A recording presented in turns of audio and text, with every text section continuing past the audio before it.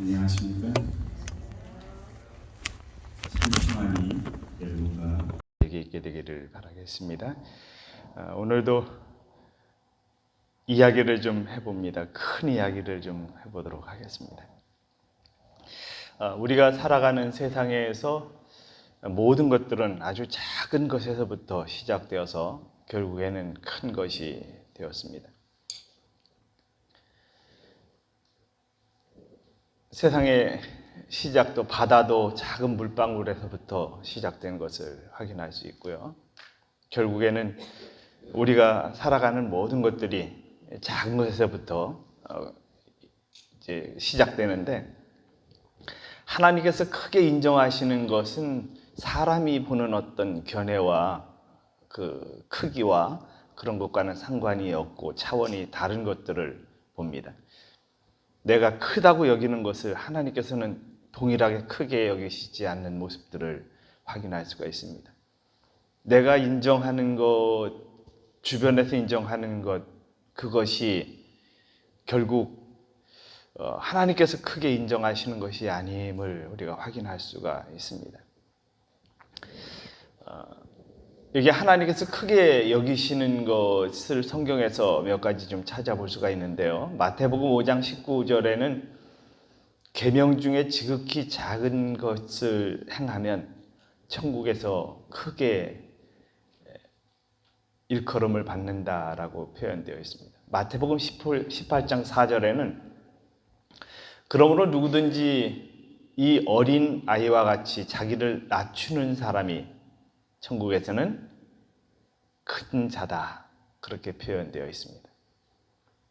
세상에 겸손한 사람을 때로는 무시하기도 합니다. 무시받기도 하는 것이 겸손입니다. 그리고 진실되게 사는 것이 어쩌면 바보스러운 것이 세상입니다. 저희 팔촌 형님이 공군에 이제 입대를 해서 평생을 그곳에서 살았습니다. 이 별 2개를 달았는데, 그 후에 이 형님이 조금 이렇게 세상으로 말하면 고지식해요. 고지식하게 살아가니까 자기 밑에 있던 부하들이 막 승진해서 자기보다 위로 가는 것입니다.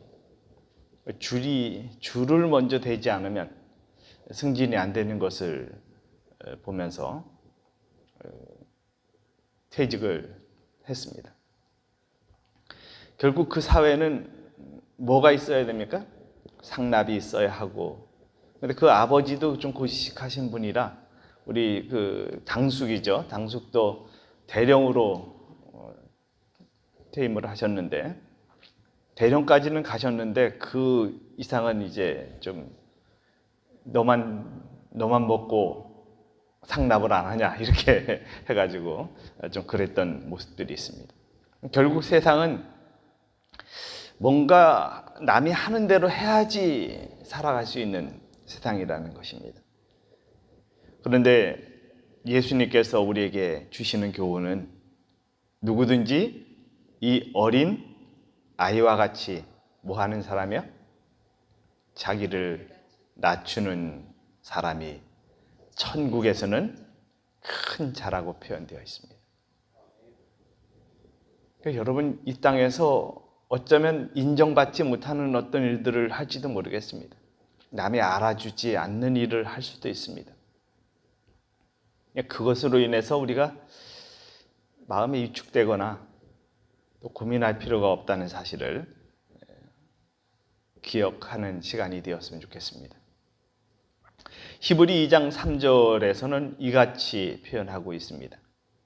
우리가 이같이 큰 구원을 등한히 여기면 어찌 그 보응을 피하려? 이 구원은 처음에 주로 말씀하신 바요, 들은 자들이 우리에게 확증한 바니. 결국에는 가장 큰 것은 뭐라고요? 구원이라는 것입니다. 우리 자신에게 있어서. 그래, 그 구원이 내가 뭘 잘해서가 아니라 하나님께서 내게 주신 은혜를 내가 받아들이고 그대로 살아가는 삶의 선택입니다. 그래서 그것이 선물이라고 표현되어 있습니다. 우리 그 에베소서 2장 8절에 그것이 하나님의 선물이다. 그렇게 표현되어 있음을 우리가 확인할 수 있습니다. 결국 우리가 하나님께서 크게 여기시는 것이 무엇인지에 초점을 맞춰야 된다고 하는 것을 이 아침에 기억하게 되는데요. 사람들은 자꾸 어떤 대세에 따라서 행동하고 결정하고 선택하고 그런 모습들을 확인할 수 있습니다. 아무튼 오늘 우리가 중요하게 여겨야 할 것은 하나님께서 크게 여기시는 것에 초점을 맞춰서 한번 그 길을 걸어가 보는 것이 가장 행복된 일이라고 생각을 합니다. 사사기 6장 12절에 보면 여호와의 사자가 기드온에게 나타나 이르되 큰 용사여 여호와께서 너와 함께 계시도다 이런 말씀이 나옵니다. 여러분 한번 생각해 보세요. 기드온이 이 당시에 큰 용사라고 칭함을 받은 그 당시에 어떤 행동을 하고 있었느냐 성경을 살펴보면 숨어서 뭐 하고 있었는지 아세요? 타작마당에서 숨어서 추수하고 있었습니다. 누가 볼까 봐요. 블레셋 사람들이 와서 그걸 빼앗아 갈까 봐. 떳떳하게 못하고 뭐 하고 있어요? 숨어서 하고 있어요. 근데 하나님께서 그 사람을 숨어서 하고 있는 그 일을 하고 있는 사람을 향해서 뭐라고 말씀하셔요? 큰 용사여라고 말씀하십니다. 떳떳하게 드러나지도 못하고 숨어서 하고 있는 그 사람을 향해 우리는 그 사람을 뭐라고 표현할까요? 큰 용사라고 말할 수 있나요? 숨어서 하는 그 사람을 큰 용사라고 말할 수 없습니다. 그런데 하나님께서는 그 사람을 보시면서 그 사람의 가능성을 보시면서 그 사람의 진실된 마음을 보시면서 그를 향해서 큰 용사라고 말씀해 주십니다. 오늘 내 자신의 삶에서 뭔가 다른 사람의 눈을 피해서 하는 일들이 있을 수 있습니다. 용기가 안 나서 숨어서. 그런데 그 모습을 보시면서 하나님이 나에게 큰 용사라고 말씀하시는 음성을 한번 들어보시기 바랍니다. 때때로 우리가 요양병원에서 이렇게 요양을 하는데요. 다른 사람들은 이렇게 좀 잘못됐다고 생각하는 견해들이 있을 수도 있습니다. 왜 적극적으로 치료를 받아야지 거기 가서 허송세월을 보내냐 하는 것입니다. 그런 얘기 들어보십니까? 근데 여러분이 선택하실 때 이것이 맞아요. 그죠? 맞는데 다른 사람들이 그러니까 떳떳하게 나 요양병원에 있다라고 얘기하지 못하고 이곳에서 뭐 하고 있어요? 숨어서 지내요. 근데 여러분을 향해서 하나님께서 뭐라고 말씀해서 잘 선택했다. 큰 용사여라고 말씀하십니다. 그냥 용기를 가지시고 희망을 가지시고 지금 한 시작을 끝까지 가시기 바랍니다. 하나님께 그 선택에 복을 주십니다. 우리가 지난 시간부터 제가 계속 말씀드리지만 우리는 작은 것에서부터 시작합니다. 근데 그 작은 것이 여러분 이곳에 와서 기도하고 말씀 보고 이게 결코 작은 일은 아니지만 아무튼 하는 어떤 선택에 있어서는 작다고 표현을 해보겠습니다. 의미에 있어서는 큰 것이지만 그 다음에 뭐 해요? 아침에 체조하고 식사하고 모두 어떤 식사해요? 남들이 안 하는 풀떼기 어떤 분 말씀처럼 풀떼기 먹으면서 그렇게 하면서 시작을 합니다. 작은 일부터 시작을 합니다. 근데 그것이 얼마나 중요한 일인지에 대한 것은 하나님께서 아시기 때문에 이런 삶을 살라고 하시는 것입니다. 우리 사사기 6장 12절의 그 말씀처럼 근데 그 바른 성경에는 그를 향해서 뭐래요? 힘센 용사여라고 표현하고 해주고 계셔요. 힘센 용사요. 큰 용사요. 힘센 용사요. 그렇게 표현하시는 것입니다. 사사기 11장 1절에 보면 길르앗 사람 입다가 나옵니다. 그런데 이 사람을 향해서 뭐라 그래요? 큰 용사여라고 말합니다. 그런데 여러분 여기에 길르앗 사람 입다라고 표현되어 있는데 이 사람의 어머니가 뭐 하는 사람이에요? 기생이에요. 기생의 아들이면 떳떳합니까? 좀 그렇습니까? 좀 그렇죠. 주변에서도 그렇게 볼까요? 안 볼까요? 보죠. 누구 아들이다. 이거 참 중요한 세상입니다. 그죠? 내가 누구의 아들이냐에 따라서 내 위치가 달라지는 때가 많습니다. 근데 여기 누구의 아들이에요? 기생의 아들이에요. 근데 기생의 아들을 향해서 하나님께서 뭐라고 말씀하셔요? 참 감사한 일입니다. 우리가 이런 모습들을 보는 것입니다. 하나님께서는 나를 보실 때 어떻게 보셔요? 세상이 보는 모습과 다르게 보신다고 하는 것입니다. 내가 지금 하고 있는 일, 내가 하는 어떤 모습에서 위축될 필요가 없다는 것입니다. 누가 인정해 주시는 거예요? 하나님께서 인정해 주시는 것입니다. 비록 세상에서 기생의 아들이라고 평가받고 멸시받고 너는 이 대열에 참여하지 못해. 그래서 누구에게까지 버림을 받아요? 가족에게까지 버림받아요. 옛날에 그 가문 중요하게 여길 때 그런 것 많이 나오죠. 누구의 아들. 그래서 그 어머니가 누구에 따라서 그냥 아버지가 같아도 인정받지 못하고. 근데 그런 모습 속에 내가 이 땅을 살아간다 할지라도 하나님께서 그를 향해서 뭐라고 말씀하셔요? 큰 용사여라고 말씀하십니다. 하나님이 보시는 개념과 사람이 보는 개념은 다른 것입니다. 그래서 하나님이 보실 때 어떤 모습일까 하는 것을 생각해 볼 필요가 있습니다. 제가 어제 참 바빴습니다. 아침에 새벽 설교하고 6시 반에 원래 제가 금요일날 저녁에 이 파워포인트 이렇게 순서하는 일들을 합니다. 그런데 금요일날 저녁에 설교 준비 좀 하다가 그 일을 못해서 아침에 하는데 또 이제 어떤 분들이 뭐 이렇게 바꿨으면 좋겠다 또 이렇게 했으면 좋겠다 그래서 그걸 하다 보니까 8시까지 했습니다. 그리고 내려가서 식사하고 이제 바로 또 준비하고 올라와서 또 이렇게 병실 에버그린 돌면서 또 꽃 해드리고 그리고 와가지고 또 찬양하고 또 그리고 이렇게 경찬하고 그리고 안식일학교 시작했을 때 그 안식일학교 순서 이렇게 또 챙기는 것도 하고 뭐 이러다가 보니까 하루 종일 바빴습니다. 근데 그렇게 바쁘게 하다가 제가 이런 생각이 들었어요. 내가 좀 잘하고 있는 걸까? 선교의 일은 제대로 못하면서 바쁘기만 하고 중요한 일은 놓치고 있는 것이 아닐까? 그런 생각이 막 들기도 했습니다. 근데 이 말씀을 보다가 하나님께서 또 큰 용사라고 해주실 수도 있겠구나 그런 생각을 하기도 했습니다. 우리가 때때로 내가 맡은 일에 대한 것은 이렇게 소홀히 하면서 제가 느끼는 감정이 그거예요. 내가 지금 맡고 있는 일은 잘 못하면서 다른 일을 열심히는 하고 있는데 잘하는 것일까 그런 생각이 들었다는 것입니다.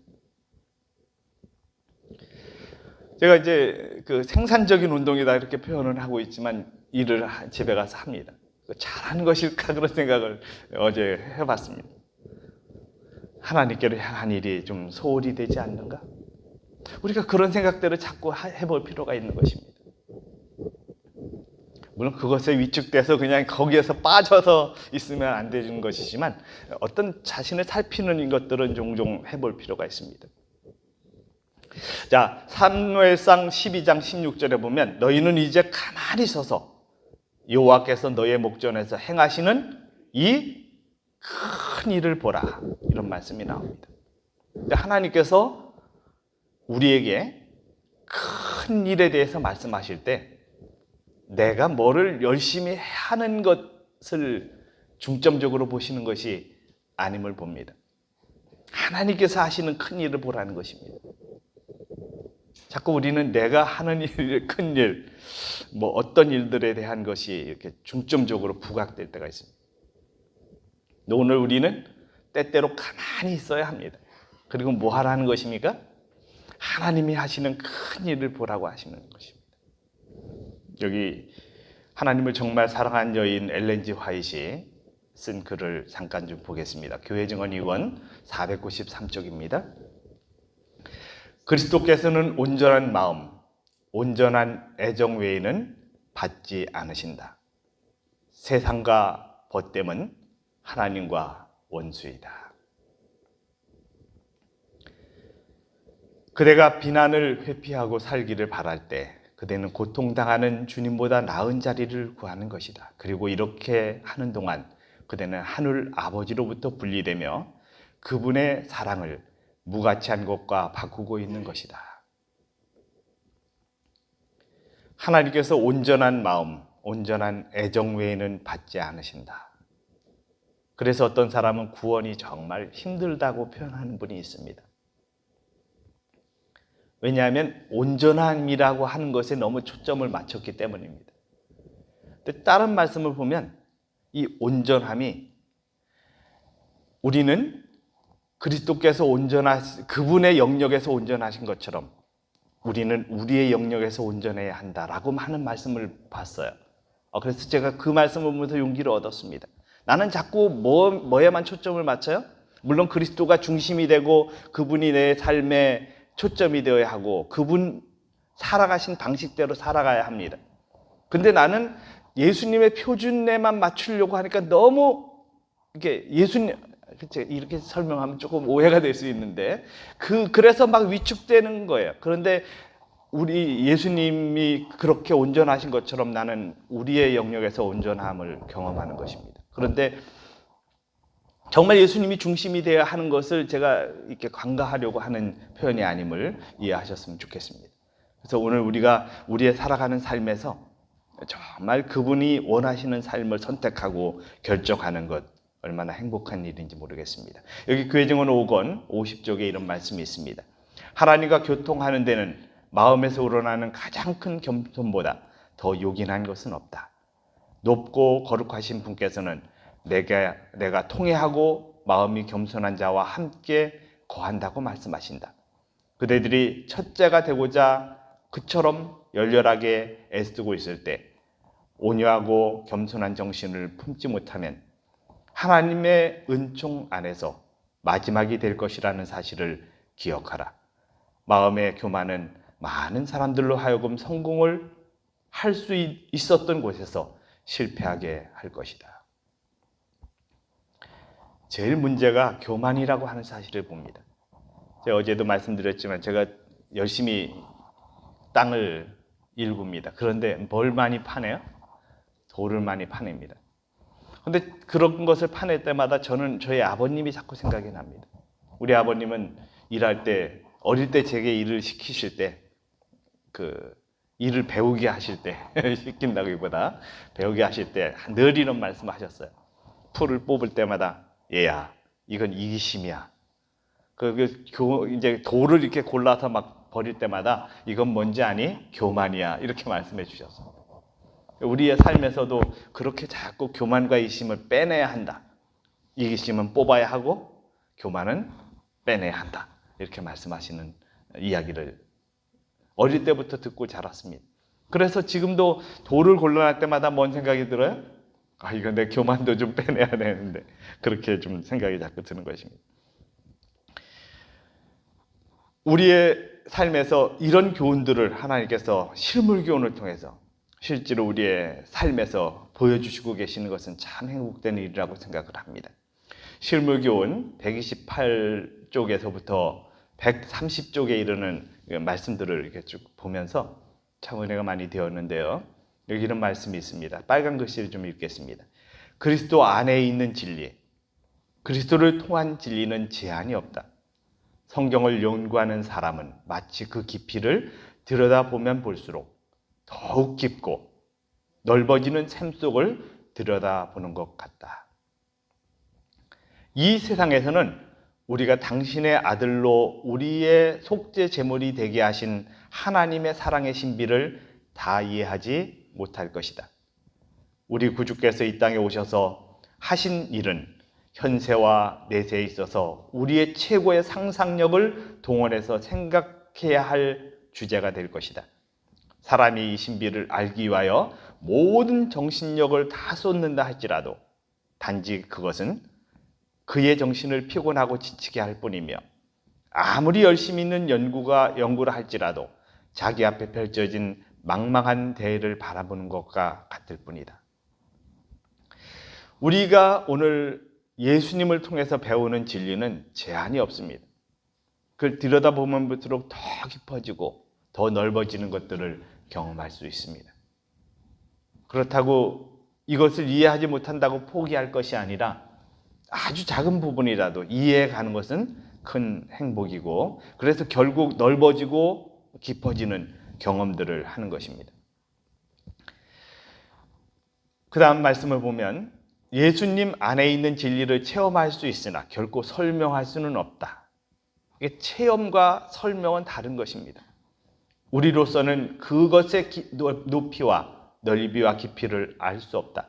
우리가 우리의 상상력을 다 동원한다 할지라도 하늘같이 높으신 분께서 온 인류에게 당신의 형상을 새겨주시기 위하여 이 땅에 오시기까지 몸을 낮추신 그 사랑을 전혀 설명할 수 없고 다만 그 윤곽만을 희미하게 볼 수 있을 뿐이다. 그러나 우리는 우리가 감당할 수 있을 만큼 하나님의 사랑을 깨달을 수 있다. 아멘. 그것은 겸손하고 통회하는 사람에게 알려지게 된다. 누가 알게 된다고요? 겸손하고 통회하는 사람. 우리는 우리를 위한 하나님의 희생을 얼마나 감사히 생각하느냐에 비례해서 그분의 자비를 이해하게 될 것이다. 그분의 자비가 이해되어지는 사람은 희생에 대한 감사에 비례한다는 것입니다. 얼마나 감사하느냐에 따라서. 우리가 겸비한 마음으로 하나님의 말씀을 연구할 때 구속의 대주제가 우리의 연구 대상으로 떠오를 것이다. 우리가 그것을 주시할 때 그것의 광채가 증가할 것이며 우리가 그것을 이해하려고 갈망할 때에 더욱 높이 볼 수 있고 더욱 깊이 볼 수 있을 것이다. 그러니까 우리가 오늘 초점을 맞추고 관심을 갖고 그렇게 생활하는 모든 것들 중에 결국 우리가 이해할 수 있는 범위는 내가 어디에 어떻게 관심을 갖느냐에 따라서 달라질 수 있다는 것입니다. 우리가 오늘 감당할 수 있을 만큼 하나님의 사랑을 깨닫게 되는데 정말 하나님께로 향한 겸손한 마음으로 생활하는 사람에게 좀 더 깊은 빛들, 더 넓은 빛들이 주어지고 이해되어지고, 근데 또 설명하려고 하면 그게 그 깊이가 또 이렇게 표현되지 못하는 것일 수 있지만 우리는 체험을 하는 것입니다. 내 자신의 체험이 그 경험 속에 그걸 말로 표현할 수 없지만 정말 그 체험이 얼마나 행복되고 깊이 있게 경험되어지는 것과는 개인적으로 다르다고 하는 사실을 우리가 볼 수 있습니다. 제가 이제 학교에 근무할 때 제게는 이제 그 주어진 일들이 좀 많았습니다. 원래 좀 제가 일들을 좀 많이 해야 되는 그 태생인 것 같아요. 그래서 많은 일들을 하다가 제가 이제 그 학교에 뭐 관리도 해주고 또 그냥 수업도 해야 되고 그리고 또 학생들의 뭐 이렇게 용돈도 관리하고 또 학교의 재정도 관리하고 이런 일들을 다 했습니다. 근데 이제 막 이렇게 시장도 또 봐야 되고 뭐 하여튼 온갖 일들을 다 했습니다. 학생 가르치는 시간엔 들어가서 가르치고 학생이 노작하면 노작 교육도 시키고 이런 일들을 하다가 제가 이제 이렇게 막 이렇게 바쁘게 하다 보니까 그 재무 관리하는 것이 좀 펑크가 났어요. 제가 지금까지도 그것이 너무 이렇게 가슴이 아픕니다. 근데 그 돈이 뭐 이렇게 잘못된 것보다 누락된 게 좀 있었어요. 그래서 나중에 그것이 이제 그 감사하시는 분이 감사를 하면서 요건 요때 빠졌네요. 요건 요때 빠졌네요. 그래서 다 나중에 이렇게 그 좀 다 채워 넣는 것이 있었는데 결국에는 아무리 바빠도 그게 중요한 것인데 그걸 이렇게 좀 미스가 있었던 사실들을 제가 보면서 그 당시에는 저는 그게 잘못이라는 생각을 좀 못했습니다. 왜냐하면 나는 내 마음은 진실했거든요. 내가 그걸 뭐 가지려고 한 것도 아니고. 근데 결국에는 제가 이렇게 나중에 그런 것들을 이렇게 살펴보면서 그 금액이 뭐 많은 것은 아니었지만요. 어쨌든 그것 제대로 관리 못한 것은 제 잘못이다 하는 사실을 제가 나중에서 알게 됐습니다. 그때 그 같이 일하시는 분이 저한테 회개하십시오. 그런데 제가 회개를 안 했거든요. 참 그 당시에는 그분들이 저에 대해서 실망을 좀 하셨던 것 같아요. 아무튼 저는 그런 인생의 오점들이 가끔 있습니다. 그런 것들이 가슴에 이렇게 자꾸 맺힐 때가 있어요. 그래서 지금도 저는 어떤 재물이나 이런 것에 대해서는 좀 잘 안 하려고 합니다. 왜냐하면 그런 것들이 상처가 좀 있기 때문에 그래요. 근데 오늘 우리가 그런 일들을 하면서 자주 실패할 수도 있습니다. 그리고 내가 어떤 것들, 중요한 것들을 놓칠 때가 있다고 하는 사실을 봅니다. 제가 이런 얘기는 생전 처음 하는 것 같습니다. 제 마음속에. 그런데 그런 어떤 것들을 하다가 결국에는 그것에 이렇게 얽매여 있다 보면 중요한 주제들을 놓칠 수 있다는 사실을 제가 느끼게 됐습니다. 그래서 결국에 우리의 삶에서 그것 때문에 또 실패하고 넘어지고, 근데 그것을 거울 삼아서 내가 어떻게 사는 것이 가장 중요한 일일까 하는 것을 생각하는 것은 정말 행복된 일이라고 생각을 합니다. 여기 이런 말씀이 있습니다. 빨간 글씨로 처음부터 읽겠습니다. 우리의 생애는 그리스도의 생애와 결합되어야 한다. 우리는 하늘에서 오는 생명의 떡이 되시는 그리스도를 받아들이고 그를 먹어야 하며 언제나 신선하고 풍성한 생수가 용수숨치는 샘에서 마셔야 한다. 우리가 항상 주님을 우리 앞에 모시고 마음으로부터 그분에게 감사와 찬송을 돌린다면 우리의 신앙생에는 늘 새로운 힘을 얻게 될 것이다. 우리의 기도는 우리가 친구와 이야기하는 것과 같은 형식이 될 것이다. 그는 우리에게 당신의 오묘한 뜻을 개인적으로 말씀해 주실 것이며 우리는 때때로 우리의 예수의 임재로 평안과 기쁨을 맛보게 될 것이다. 그가 에녹에게 하셨던 것처럼 우리에게 가까이 임하실 때에 우리의 마음은 뜨거워질 것이다. 이것이 실제적으로 그리스도인 생애에서 나타날 때 그의 생애에는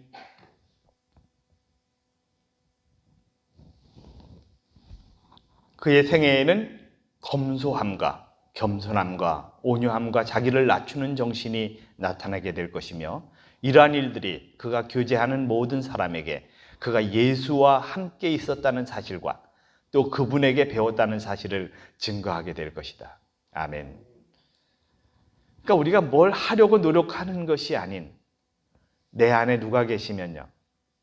예수님이 계시면 그 삶의 변화가 일어나게 되고요.